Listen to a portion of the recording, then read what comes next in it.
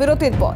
তাহলে মোহাম্মদ ইউনূস কি করবেন, বা সেক্ষেত্রে দাঁড়িয়ে ভারতের রাফাল গোটা যে প্রক্রিয়া বা সমীকরণ এই মুহূর্তে মোহাম্মদ ইউনূস ঠকছেন, বা যেভাবে আবারও পাকিস্তানের থেকে শিক্ষা না নিয়েও এগোনোর চেষ্টা করছেন, তাতে কি গোটা পরিস্থিতি বা সেই ছক বিচ্ছিন্ন করা সম্ভব? এই প্রত্যেকটা দিকেই আমরা আলোচনায় রয়েছে। চিফ রিপোর্টার সত্যজিৎ যেমন রয়েছেন আমাদের সঙ্গে নিউজরুম থেকে সরাসরি, তেমন আন্তর্জাতিক সম্পর্ক বিশেষজ্ঞ রাজাগোপাল ধর চক্রবর্তীও রয়েছেন আমাদের সঙ্গে। সত্যজিৎ, একদমই যে ছবিটা উঠে আসছে, আমি রাজা বলবো যে একটা প্রশ্নে যাবো। সেই প্রশ্নটা হলো যে সেনাবাহিনী, বাংলাদেশ সেনাবাহিনীর বুঝতে কোনো অসুবিধা হচ্ছে না, দুটি ভাগে বিভাজিত হয়ে গেছে।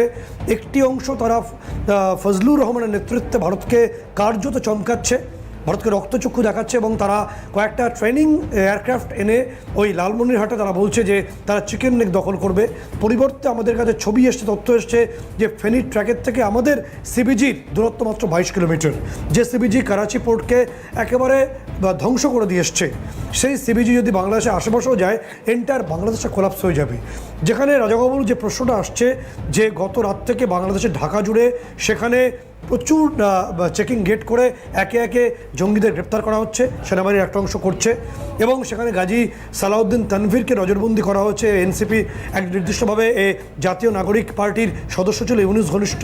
এবং এরকম অবস্থায় ইউনূস দেশ ছেড়েছেন আজকে, তিনি জাপানে যাচ্ছেন, এবং জাপানে বসে তিনি বাংলাদেশ বিক্রির বাকি ব্লু প্রিন্ট কি চূড়ান্ত করতে চাইছেন, এবং গোটা পরিস্থিতি কোন দিকে এগোতে পারে রাজাগোপাল?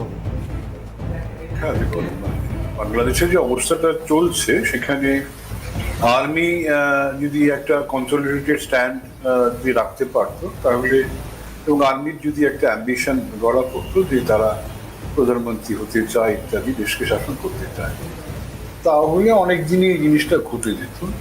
কিন্তু